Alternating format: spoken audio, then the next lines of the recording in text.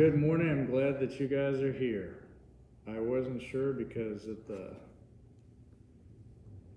I announced the regular announcement on Sunday, and it wasn't until the beginning of this week that I remembered. Finally, the regional clergy meeting is coming back on a regular basis on Thursdays. So that's gonna mess me up on a regular basis. So you bring a bunch of us with you. We're back to Wednesdays. Oh yeah, you can come with me. Different place every week. So back to Wednesdays, and here we are. Yeah. Good to see you guys. All right, so let's begin with a song as we usually do. Sweet Hour of Prayer. We're going to do the sheet that you guys have, verse 1 and 3. Sweet hour of prayer, sweet hour of prayer, that calls me from a world of care, and bids me at my Father's throne, make all my wants and wishes known, in seasons of distress and grief.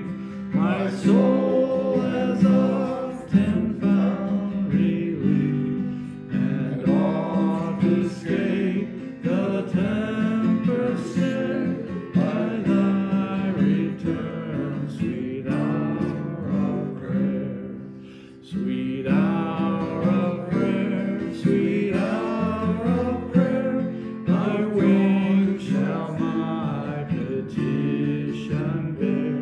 To him whose truth and faithfulness engage the waiting soul to bless, and since he bids me seek his face, believe his word and trust his grace, I'll cast on him my every care, and wait for thee, sweet hour of prayer.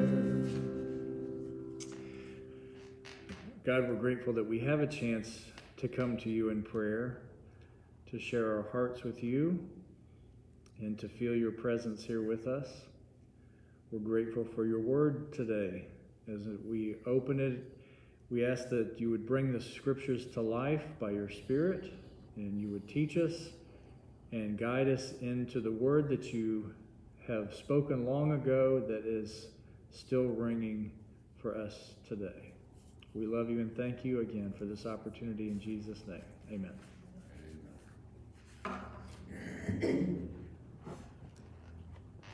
All right. Good to see those of you that are here. Bob, Carol, Maria, Jay, and then we have online joining us, Judy, Diane, Margaret, Pandora, and Paula. Good to see everybody. So we are in the middle of the story of Joesph. We'll see how far we get today. Hopefully we'll get pretty far into this story. Next week we'll be off due to the Thanksgiving holidays, and then we'll start back up on Wednesday, like the first Wednesday in December, which I think is the 1st. We'll confirm that. All right, so if you would take your Bibles, we are in Genesis 39. And if you remember, let me see if I can do a quick recap here. So when we started the story, we picked up where Joesph is already 17 years old. He is what we would call by today's standard a mixed family. So 4 mothers and 1 father. There's 12 kids. He's the second youngest, Joesph is. He is helping some of his brothers take care of their flocks. He's the favorite of his father. His mother was his father's favorite. And so that accompanied with the special gift that his father gave him of a coat of many colors or of long sleeves, depending on the translation. A very special coat that got him into trouble. We see that he is a dreamer, so he shares his dreams with his brothers. His dreams kind of show that he, at some point in time, if these dreams are telling the future, will be superior to his brothers. And later he has another dream where even superior to his father and mother. And his brothers have enough of it. They plan to kill him. One of the brothers wants to save him, and so he suggests that they throw him into a pit. He ends up being sold into slavery. And he goes to Egypt, where he is sold into the house of Potiphar, who is one of the chief officials for the king or the Pharaoh in Egypt. And as soon as he comes into the household and is given responsibility, everything that he touches turns to success and blessing. And Potiphar basically turns over the whole house to him, except for his wife. And then Potiphar's wife decides she's going to tell Joesph she wants him to do something that he is not comfortable doing. It violates what he feels is his duty to Potiphar, his boss. And so anyway, he comes home. He's blamed of inappropriate behavior or even rape, depending on what the case may be. It's not crystal clear in the scriptures, but it's enough that Potiphar throws him into prison. And then when he's in prison, it says he essentially does kind of the same thing he did in Potiphar's house. He goes from being the new kid to being in charge in the prison, even though he's still a prisoner. So this is where we pick up in chapter 39. And Karen Overly, it is good to see you joining us online, still struggling with the move in. That's what the next at least 12 months are going to be like, Karen, I'm sorry to tell you. Just 12 months? And if you took this long to move in the first place, it might be longer than that. Yeah. There might be some things you never find. I've been there. Okay, chapter 39 in Genesis. Now Joesph was taken down to Egypt, and Potiphar, an officer of Pharaoh, captain of the guard, an Egyptian, bought him from the Ishmaelites. Okay, I think we're going to need to go further. Yes, sorry, we're in chapter 40. Sometime after this, the cupbearer of the king of Egypt and his baker offended their lord, the king of Egypt. Pharaoh was angry with his two officers, the chief cupbearer and the chief baker, and he put them in custody in the house of the captain of the guard, in the prison where Joesph was confined. The captain of the guard charged Joesph with them, and he waited on them, and they continued for some time in custody.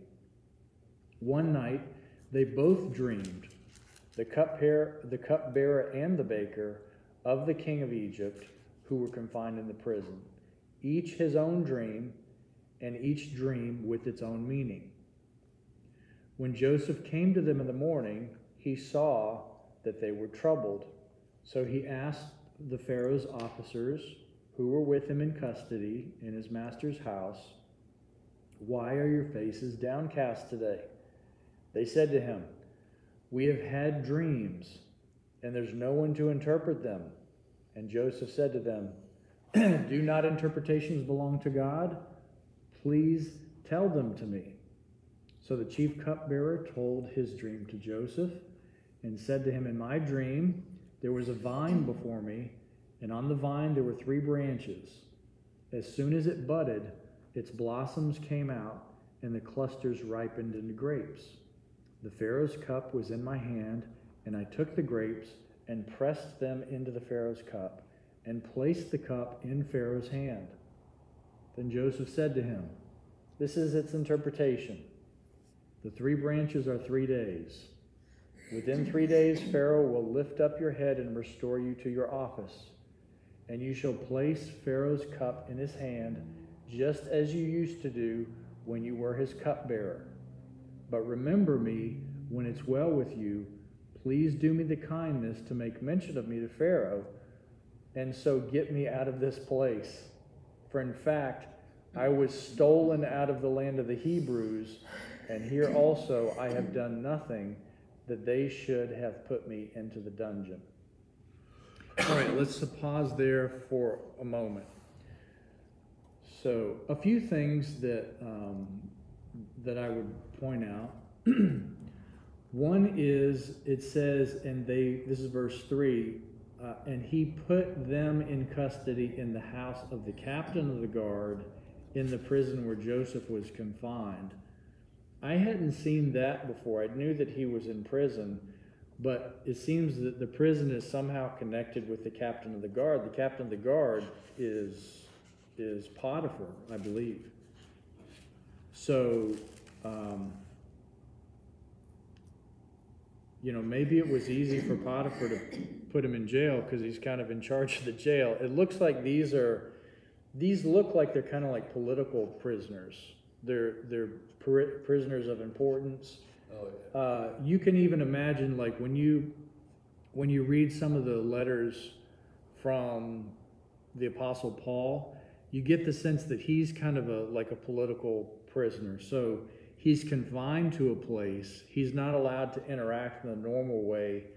But it's not like when it says, when you think in prison, this isn't necessarily like a dark and dingy cell with rats and, all that kind of a thing.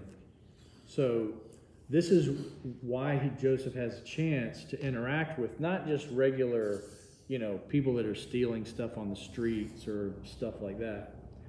But this is political prisoners. And so the first one that we see is the cupbearer. Of course, the cupbearer would be the one that either brings, that makes sure that the Pharaoh has wine available to him, but also cupbearer could be like a wine taster as well, somebody who has the trust of the Pharaoh, but somebody who's also putting their life on the line for the Pharaoh as well, because if somebody does try to poison the king, which was not an uncommon thing, having a cupbearer means, you get to see if it's going to kill somebody before you drink it. His dream is pretty simple, and he has good news. It seems like he offended the king, but he didn't offend him that much because he was restored relatively soon back. I get the impression that he was trying to kind of pacify his wife. It's like, okay, you say he did this, well, I'll put him away for a while. Right. It's kind of a slap on the wrist or something like that. All right, so we'll pick up in 16. When the chief baker saw that the interpretation was favorable, he said to Joesph, I also had a dream. There were 3 cake baskets on my head, and in the uppermost basket there were all sorts of baked food for Pharaoh, but the birds were eating it out of the basket on my head. And Joesph answered, this is its interpretation. 3 baskets are 3 days. Within 3 days, Pharaoh will lift up your head from you and hang you on a pole, and the birds will eat the flesh from you. Whoa. Not the news that he was hoping for. So, verse 20. On the 3rd day, which was the Pharaoh's birthday, he made a feast for all his servants. He lifted up the head of the chief cupbearer and the head of the chief baker among his servants. He restored the chief cupbearer to his cupbearing, and he placed the cup in the Pharaoh's hand. But the chief baker he hanged, just as Joesph had interpreted to them. Yet the chief cupbearer did not remember Joesph, but forgot him. All right, so we're picking up on a dream theme here. Joesph, has his own dreams. Notice that when he shares his dreams with his brothers, initially he doesn't interpret them. His brothers actually interpret them in a kind of a sarcastic way.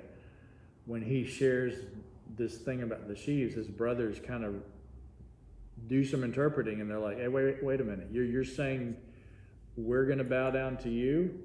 And then when he dreams about the stars and the moon, I think his father says, "Are we supposed to bow down to you?"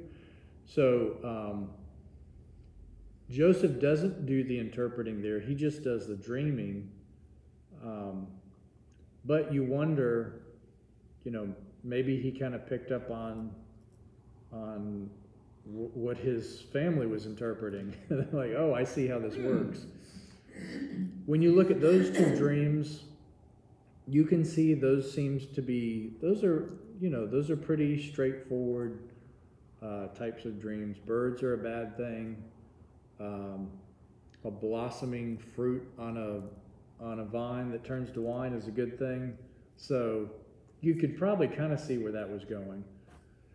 I don't know that I mean, if I was going to have the fate of the baker, I probably wouldn't want to know ahead of time. It's just going to, it's going to be real bad for you anyway. It makes you wonder, what did the baker do? Something real bad. He's a baker. He's a baker. Not enough icing on the cupcake? Yeah, maybe the Pharaoh told him over and over again, I told you I don't like that cake, or I don't like those donuts, and you keep serving them to me, that's it. I'll never have these again. I know how to fix this. Yeah. Which part of the no don't you understand? All right, so we see that Joseph's hope is to speak to the Pharaoh, and he's not what he wants to tell the Pharaoh, interestingly enough, is not how he was wrongly accused by Potiphar's wife and put into prison. That's the first thought that I would have had, that he wants to proclaim his innocence. But he wants to go back and like, hey, I was stolen and sold into slavery. So he wants to go way back. So we see that he remembers his roots, and he still considers, this family, even though this family treated him so badly, they're still his family. He wants some kind of a justice that goes back even further. For 2 whole years, this is chapter 41. And hello, Jeffrey, good to see you, and Pat Beck with you. 41. After 2 whole years, Pharaoh dreamed that he was standing by the Nile, and there came up out of the Nile 7 sleek and fat cows, and they grazed in the reed grass. Then 7 other cows, ugly and thin, came up out of the Nile after them, and stood by the other cows on the bank of the Nile. The ugly and thin cows ate up the 7 sleek and fat cows, and Pharaoh awoke. Then he fell asleep and dreamed a second time. 7 years of grain, plump and good, were growing on one stalk. Then 7 ears, thin and blighted by the east wind, sprouted after them. The thin ears swallowed up the 7 plump and full ears.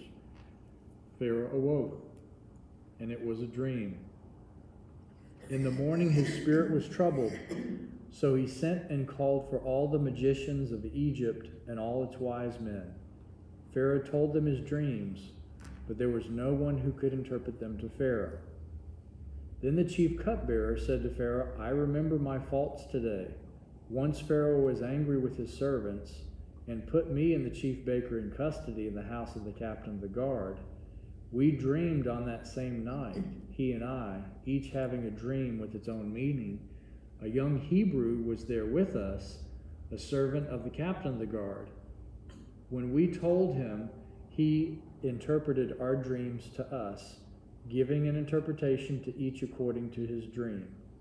As he interpreted to us, so it turned out. I was restored to my office, and the baker was hanged. Then Pharaoh sent for Joesph, and was hurriedly brought out of the dungeon. And when he had shaved himself and changed his clothes, he came in before Pharaoh. And Pharaoh said to Joesph, I've had a dream, and there's no one who can interpret it. I've heard it said that you, when you hear a dream, can interpret it. Joesph answered Pharaoh, it's not I. God will give Pharaoh a favorable answer. Then Pharaoh said to Joesph, in my dream I was standing on the bank of the Nile. 7 cows, fat and sleek, came up from the Nile and fed the reed grass. Then 7 cows came up from them, poor, even ugly, and thin. Never had I seen such ugly ones in all the land of Egypt. The thin and ugly cows ate up the first 7 fat cows, and when they had eaten them, no one would have known that they had done so, for they were still as ugly as before. Then I awoke. I fell asleep a second time, and I saw in my dream 7 ears of grain, full and good, growing on one stalk, 7 ears withered, thin, and blighted by the east wind, sprouting after them. And the thin ears swallowed up the 7 good ears. But when I told it to the magicians, there was no one who could explain it to me. All right, so let's just pause there. So it's not uncommon in the Old Testament for something to be repeated. So we see, Pharaoh's dream is repeated here. The second time, there's a little bit of a difference here. He adds a slight commentary. This comment about you never would have known that these cows had eaten the fat cows because they were still still skinny and ugly. And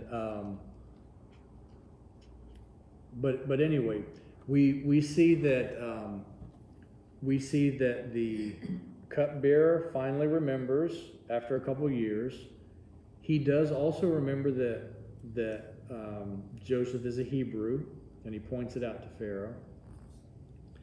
I'm also seeing this again when it talks about the captain of the guard. It makes me think that that prison is almost like a part of the household of the captain of the guard in some way. And so, if you think about it, he would be appointing, Potiphar would be appointing whoever's in charge of that prison anyway. So the fact that he didn't kill Joesph, the fact that he demoted him, got him out of the house, he knew he was going to be successful because he had been successful at everything else. So keep him away from the household, away from my wife, and still doing something worthwhile in the prison. We see that Joesph doesn't attribute this interpretation skills to himself. He says, this is God doing the interpretation through me. And that's the second time that he has said that. But he doesn't really say that that God's doing it through him. Just that God's doing it. Like he's just saying, "Hey, God's doing this." Right. Right. Go ahead and tell me, but God will give you the answer. Right. Right. Yeah. Definitely. Yeah, he's not. And he's not taking credit. No, he's not. No, he's not. And that is like that kind of shows us that his character has changed, because you get the sense early on in the story that he might be kind of like a young and cocky kind of guy, because he's like all about me, telling everybody you're going to bow down to me, and he's wearing his coat out in front of everybody, even when he's out with the sheep. But you don't get that sense here. You get like a kind of humility coming through. I have a problem with that dungeon part. If he was living such a good life that he had to shower and clean up and shave and all that, and the interpretation in the old book right there is they had him clean up. They had him clean up. And clean up, right? And not coming out of a dungeon. Right. Yeah, I saw the word. I do not like that part. I saw the word dungeon here. Where was it? In the book right here, 14. 14, yeah, He 41, shaved and changed his clothes and came to Pharaoh. Quite a bit of difference between that interpretation. He was hurriedly brought out of the dungeon. Yeah. Shaved, changed his clothes. He shaved and changed his clothes like he had freedom. That one sounded like they dragged him out of the hole, cleaned him up, and sent him down there. And Right. And it's more like what you were saying, that he was under more like a house arrest or something on that order. Right. Where he was, there. And this bears this more out to what the real, I think your interpretation is a true interpretation of what it was. Somebody's got a negative Does yours say shaved? Exactly. Okay. I'll read it to you exactly right here. Pharaoh then summoned Joesph, and quickly they brought him out of the dungeon. Quickly they brought him out of the dungeon, they have right here, but he shaved and changed his clothes. Yeah, mine says basically the same thing. So, this is one possibility. He might have been working in the dungeon area. I don't think this is like for us, when we think about a clean shave or something like that, we're thinking like kind of by modern day standards, at least from starting in the early 1900s, it was almost expected. Once we get to that industrial age, it's kind of expected for men to be shaven. Whereas before, back in the Civil War times and things like that, like everybody had beards. Like you look at the pictures of the presidents and the politicians and everybody, the well-to-do, everybody has these beards and mustaches and lamb chops, that big, and all this stuff, and then at turn of the century, you start to see more clean shaven, and if you do see beards there, it's more like kind of nice and tidy. When you think of like military service or other service industries, it's not even an option. You have to shave. So that's I think a cultural background that for us would be a natural place for our minds to go. What I'm thinking with this is, if you think about the depictions of the Egyptians, most of the depictions of the Egyptians, they don't have hair outside of maybe like these little strip of little tiny very. And that was mainly the Pharaoh that would have that. Right, and then everybody else, you see a lot of bald heads and things like that, and so there may be like a ceremonial type of thing, like if you're in the presence of the royalty, you would be clean shaven or something like that. Not so much that he was dirty. It's not like by our standards, we'd talk about like somebody that is living on the streets, and then you kind of clean them up, shower and shave and all this kind of stuff to clean them up. But this might be more like if somebody's going to come into the royal hall and be in front of the king, you have to be clothed and presented in this very specific way. That's kind of how I would have to look into it a little bit more, but that would be my first guess. In other words, they got him ready to see the king because this was like very official business. So let's see what his answer is. We are 25. Then Joseph said to Pharaoh, Pharaoh's dreams are one and the same. God has revealed to Pharaoh what he is about to do. The 7 good cows are 7 years, and the 7 good ears are 7 years. The dreams are one. The 7 lean and ugly cows that came up after them are 7 years, as are the 7 empty ears blighted by the east wind. They are 7 years of famine. It is as I told Pharaoh, God has shown to Pharaoh what he is about to do. There will come 7 years of great plenty throughout all the land of Egypt. After them there will arise 7 years of famine, and all the plenty will be forgotten in the land of Egypt. The famine will consume the land.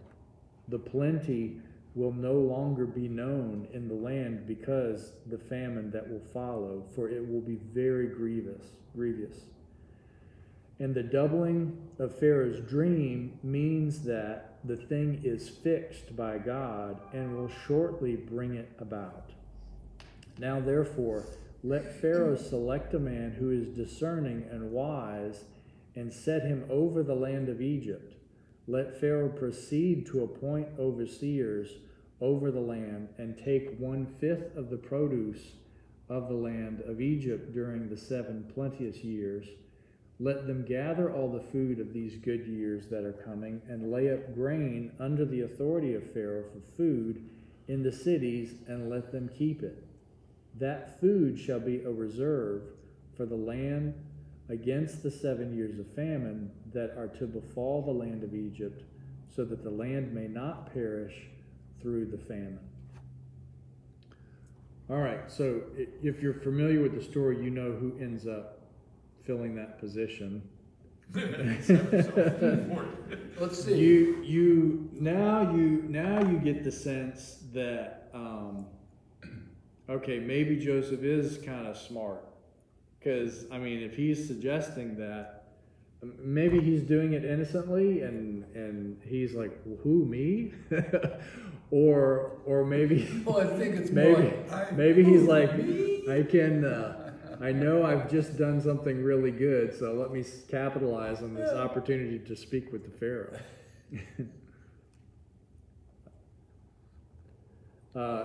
He's obviously smart. He obviously is smart because he's able to oversee these households. He's able to have good favor with people who are in political power. He's an opportunist. He's an opportunist, yeah. I wouldn't call him a conniver. I'd call him an opportunist. Right, because it's not that he orchestrated these dreams or made something up to fool anybody. He's just taking advantage of the moment. Yeah. It's a lot of responsibility, though, to run the whole country. But that's what he was all about. Yeah, he was all about running things. He was all about running stuff. Yeah. Doesn't matter how big or small it was. I mean, they put him in the dungeon. Oh, I'm gonna have you run the dungeon. Mm-hmm. Right. Of all the times that you have an excuse to be lazy and do nothing. Yeah, kick back and kind of, okay, what are we gonna do now? Stay alive. All right, verse 37. The proposal pleased Pharaoh and all his servants. Pharaoh said to his servants, "Can we find anyone else like this? One in whom is the Spirit of God?" So Pharaoh said to Joesph, "Since God has shown you all this, there is no one so discerning and wise as you. You shall be over my house, and over all my people shall order themselves as you command. Only with regard to the throne will I be greater than you." And Pharaoh said to Joesph, "See, I have set you over all the land of Egypt." Removing his signet ring from his hand, Pharaoh put it on Joseph's hand. He arrayed him in garments of fine linen and put a gold chain around his neck. He had him ride in the chariot of his second in command, and they cried out in front of him, "Bow the knee." Thus he set him over all the land of Egypt. Moreover, Pharaoh said to Joesph, "I am Pharaoh, and without your consent no one shall lift up hand or foot in all the land of Egypt." Pharaoh gave Joesph the name Zaphanath-Paneah. Wow. And he gave him Asenath, daughter of Potipharah, priest of On, as his wife. Thus Joesph gained authority over the land of Egypt. So, major turnaround. And this scene here makes you think, oh, that's what he's dreaming about when he's when he's back home. It becomes even more clear, some chapters later. But you can see this thing of like everybody. I mean, he's going to put him in a chariot that only the second in command rides in, and he's going to have him ride around in Egypt, so everybody knows. Since you don't have like the newspaper and the television, you put him in a chariot and you just drive him around town, and they're like, "This is the guy. Bow down to him whenever you see Zaphanath. He's your guy." So, bow the knee. I mean, that's it. Yeah. The dream was about bowing. It was. So, major turnaround. This is almost like. This is almost like too good to be true. Now, excuse me. I guess Pharaoh would have realized if they didn't have the foresight for 7 years of plenty followed by 7 years of famine, Egypt would be done. It'd be gone. If they weren't ready for it. So I thought it was pretty amazing that Pharaoh could look that far in advance. 7 years, we're going to have 7 years of good followed by 7 years of bad. Mm-hmm. That he would believe Joesph. Right. Got all that out of a dream. Right. Yeah, that's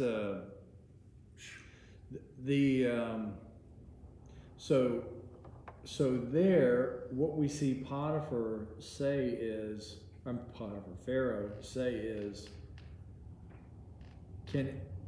can we find anyone else like this, one in whom is the Spirit of God?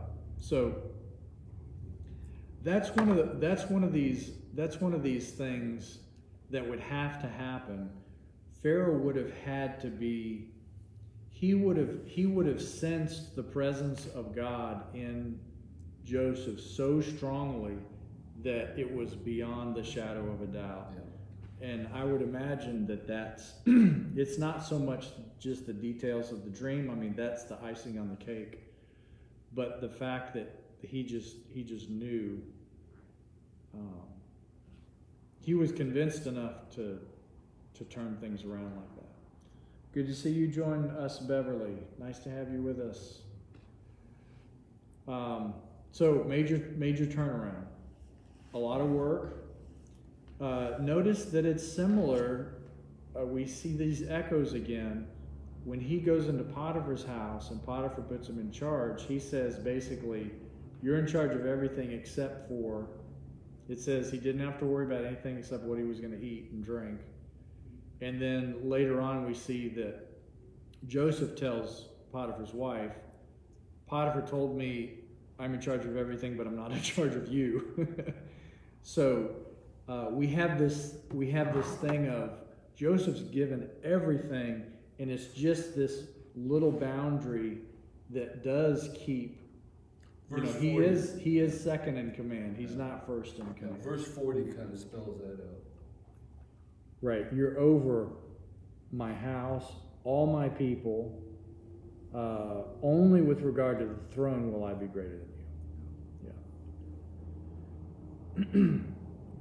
There's another place too here in verse 42 that mentions garments again. So he's, he's got the flowing coat of many colors. So even the coat of long sleeves, even the coat in itself ends up, if you think about it, in a way being this kind of foreshadowing or foretelling of the kind of future he's going to have. He's wearing some type of a royal garment that's just so out of place that he gets made fun of. It's like he's wearing the fanciest thing that you could wear, and he's out. I've seen this is what it reminds me of. Reminds me of getting Halloween costumes. If you buy a Halloween costume ahead of time, it's really hard to not say it's okay for the kids to play around in it ahead of time.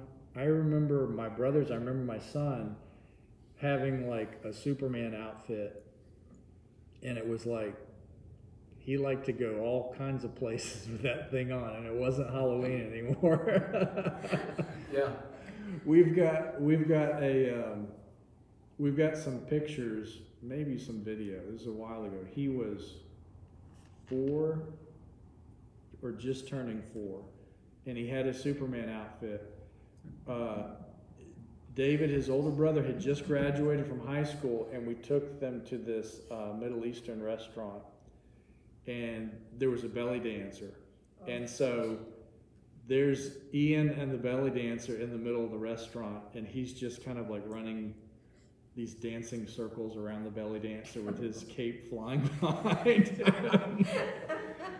Oh my goodness. Wow. So it's like you get these fancy garments that are really occasion specific. You know what I mean? Like, if you're shaved and clean and you're in the king's court, you can wear this jacket, this coat of many colors, this coat of long sleeves. But if you're out with a sheep, come on, you're not going to be wearing the fancy stuff. But because he's this, intuitive, he's got this connection with the past and the future, obviously through the dream thing. It's like he's already, when he's that young, he's already feeling like, I don't know, there's something about this coat. It just feels right. Now, little does he know, he's going to have to go through all kinds of hell before he gets to the king and Pharaoh's court, where he's wearing, it says he's wearing garments of fine linen, and he gets like a big gold chain around his neck. So, and a new name. I do remember that from my, we used to do Bible trivia in church when we were kids. And Zaphanath Paneah, that's Joseph's name. I remember that one. And his wife's name was something else. Asenath. Yeah. Yeah. And that's the daughter of Potipharah, not Potiphar, but Potipharah, who is the priest. So he's around in the chariot. They're bowing to him. He's got the fancy garments, and he gets a new wife, and he's set. Verse 46. Joseph was 30 years old when he entered the service of Pharaoh, king of Egypt. So 13 years from age 17, when he comes out with his jacket telling all his brothers, and then 13 years later he is in the service of the king. Joseph went out from the presence of Pharaoh. He went through all the land of Egypt. During the 7 plenteous years, the earth produced abundantly.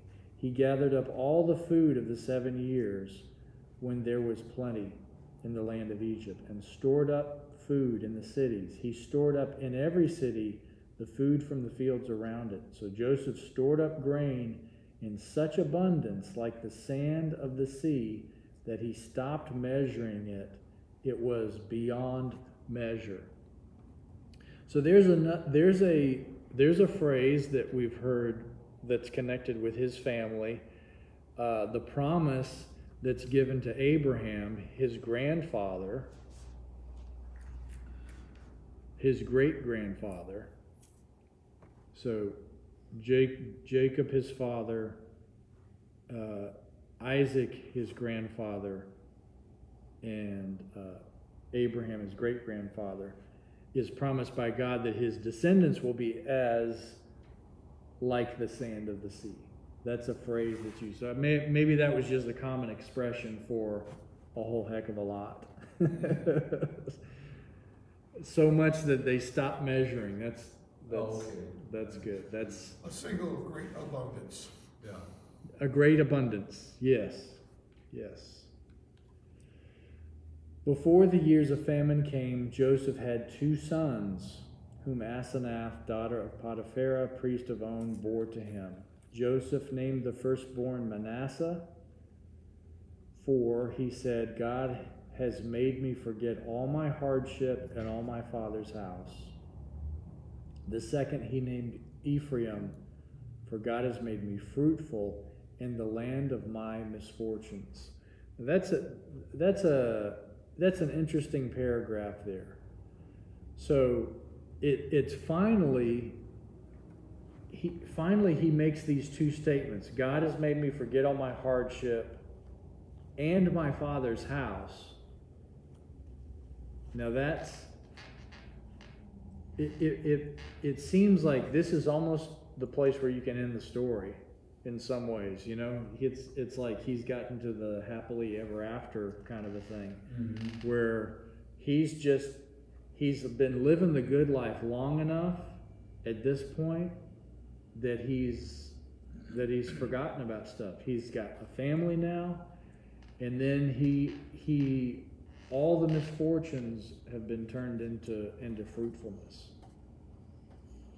Why would he say that God had made him forget all of his troubles and his father's household? That's kind of throwing the family to the side. Yeah, that's the first time that I recall seeing that before.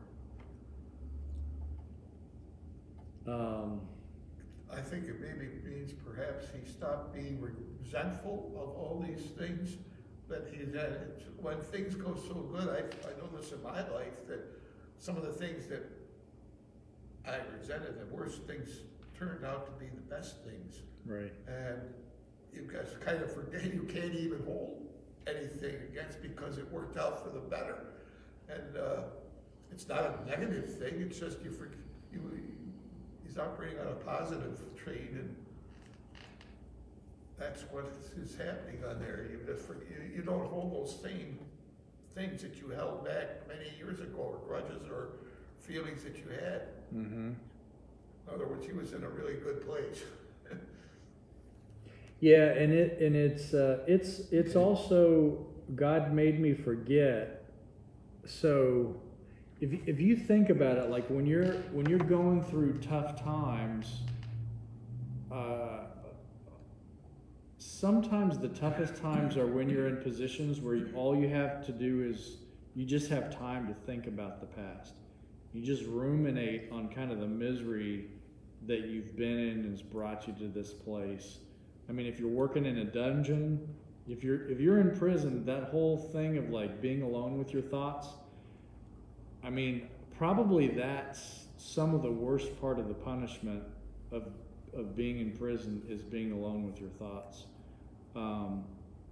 Another way, and I agree that when you say you forget about your hardship or your father's house, it's like that makes you think like, well, he forgot about the bad stuff that had happened to him, and he's not forgetting about the family, but forgetting about the bad parts. The other way to look at it might be he is so busy and so successful, and he's transitioned into this life and really found his place so much that he's just living in the now. He's living in those moments, and he's not living in the past anymore. So to forget about him, that can just be because he's got this other stuff going on. The older we get. It also could make you think like, well, it's not enough just to be busy, but if he's busy and really is enjoying and has like the joy of these children and the joy of serving the country and the joy of all that, then, when you're living a good life, it seems like, and everything's going good,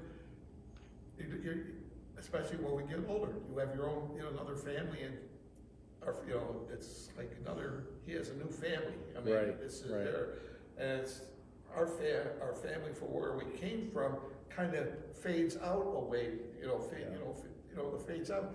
And it's a tendency to remember the good things that happened when you were younger rather than the negative things. Kind of gloss over. It's kind of like, and even if they were negative things that happened in your childhood, they seem to have disappeared, especially if you've gone into the good part, in other words. And the whole good part is because he's always true to God, in other words, giving God the credit for all the things that, for the gifts there, because they always refer to him because he's a man of God. In other words, he always says, it's me, it's God that's doing this through me. In other words, he explains, he's taking away the credit, he's giving it to the other. It's good. It's so nice that our brains are wired that way. It is. To hold on to the good memories. The good memories seem to have a stronger hold. Now there can be, some real specific traumas that also stay there, but just the everyday stuff. If it's, if you think, oh, I didn't have a great day or whatever, well, after some time, you're going to forget about that bad day. You know what I mean? As long as there wasn't some major crisis or whatever. This can kind of be an out of sight, out of mind. But also, later on, we will see he still is moved by his family. He doesn't completely lose the connection with them. Because when we see that when he's reunited with them, you can see he is moved. And he's touched. Verse 53, the 7 years of plenty that prevailed in the land of Egypt came to an end, and the 7 years of famine began to come, just as Joesph had said. There was famine in every country, but throughout the land of Egypt there was bread. When all the land of Egypt was famished, the people cried to Potiphar for bread. Pharaoh said to all the Egyptians, go to Joesph, what he says to you, do.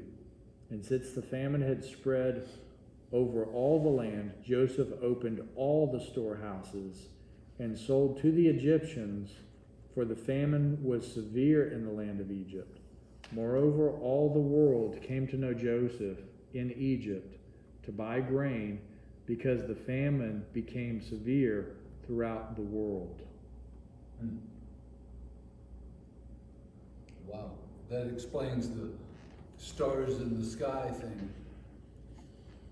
Yeah, right. It's a universal experience. Everybody comes to know him.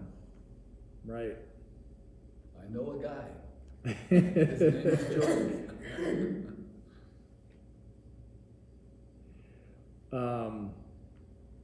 So definitely full turn. Let's look at chapter 42. When Jacob learned that there was grain in Egypt. So this is where I just watched most of it. I kind of missed some parts of it. I watched one of the more recent M. Night Shyamalan movies called Old. And he's always got a twist. He's the guy that did The Village and things like that. He's always in The Sixth Sense. Great stories, and then right at the end it's like, boom, it just turns everything on its head, So this story here, if you think about it, we're introduced to Joesph and his family, his brothers are bad brothers, and then it's really all about Joesph. The story just shifts to where we're not really here. We don't know what's happening with his family anymore. We don't know what's happening with his dad, with his brothers, or anything. It's all about Joesph. And we just stick with him, and then we're kind of like, well, I guess this is a Joesph story. It's, the family was just like the background or whatever. He gets to this place where it's this full turn, and you're like, oh, this is what it was like at the beginning. This is kind of a bonus for the family to come back into the story. And so that's I think where it becomes from, wow, this is a really cool story, how God takes care of everybody, to this didn't really see this coming, kind of an ending. All right, I have heard, he said, that there's grain in Egypt. Go down and buy grain for us there, that we may live and not die. So 10 of Joseph's brothers went down to buy grain in Egypt. But Jacob did not send Joseph's brother Benjamin with his brothers, for he feared that harm might come to him. Thus the sons of Israel were among the other people who came to buy grain, for the famine had reached the land of Canaan. Now Joseph was governor over the land. It was he who sold to all the people of the land. And Joseph's brothers came and bowed themselves before him with their faces to the ground. When Joseph saw his brothers, he recognized them, but he treated them like strangers and spoke harshly to them. "Where do you come from?" he said. They said, "From the land of Canaan to buy food." Although Joseph had recognized his brothers, they did not recognize him. Joseph also remembered the dreams that he had dreamed about them. He said to them, "You are spies. You've come to see the nakedness of the land." They said to him, "No, my lord, your servants have come to buy food.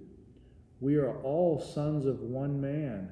We are honest men. Your servants have never been spies." But he said to them, "No, you have come to see the nakedness of the land." They said, "We are your servants, our 12 brothers, the sons of a certain man in the land of Canaan. The youngest, however, is now with our father, and one is no more." But Joseph said to them, "It is just as I have said to you. You are spies. Here is how you shall be tested. As Pharaoh lives, you shall not leave this place unless your youngest brother comes here. Let one of you go and bring your brother, while the rest of you remain in prison, in order that your words may be tested whether there is truth in you or else. As Pharaoh lives, surely you are spies." And he will put them all together in prison for 3 days. Well, that certainly took a turn. Big turn. This is kind of this is definitely like that twisty climax to the story. Yeah. So we see that Benjamin stays at home. Remember that Joseph's mother dies in childbirth, giving birth to Benjamin. So Benjamin is also of Jacob's favorite wife. So now that Joseph's gone, it could be that he's the new favorite. He didn't want anything to happen to him, so he doesn't let them go. You can see that Joseph has complete control of this situation. You have them calling him your they're calling themselves the servant of Joseph. They're telling him, "We are your servants." They're literally bowing to him and scraping the ground and saying, "We're servants." And you have your, he is holding their lives in his hands, not only to be sent to prison, but if he doesn't give them food, they're going to die. Like the whole family could die. Yeah. This is where he could have, if he wanted revenge on everybody, he's got it. He could have just denied them food and just let them die out. You see that he's playing with them. And you see that we're not really sure at this point in the story where Joseph's going to go with this. We don't know if he's really mad at them and going to get revenge. We don't know, like, why does he want Benjamin? We see that he recognizes them, but they don't recognize him. And basically, when he says you've come to see the nakedness of the land, it's almost like you're just tourists, or you come to make fun of us.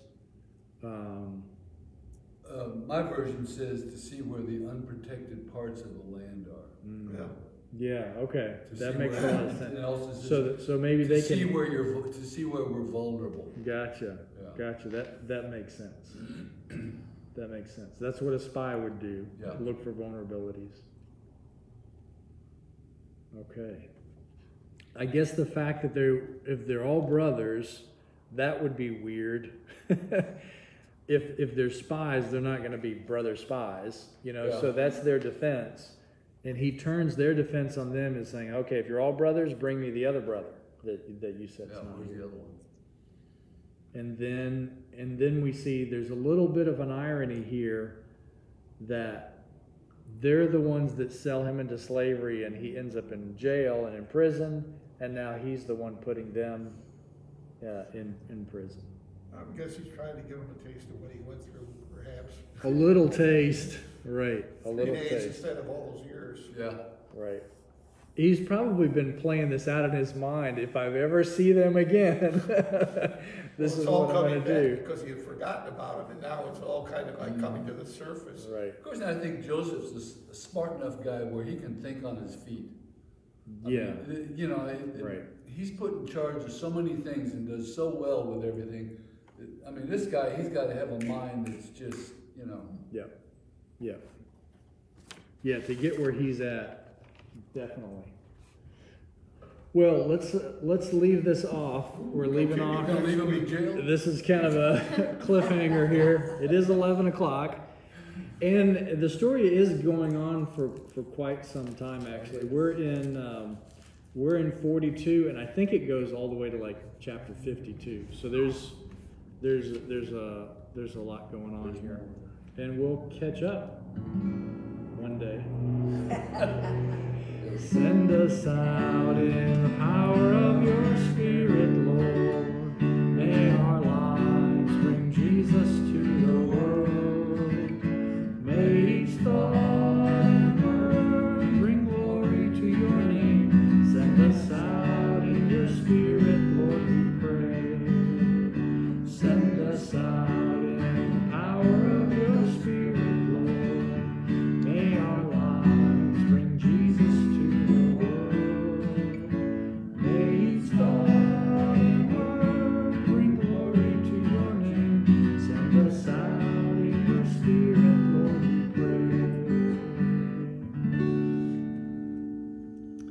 pray. All right, thanks for being here, everybody. Stay We'll tuned see you next next week. time. Continued in 2 weeks. 2 weeks. Yes, Yeah, not next week. 2 weeks. After that.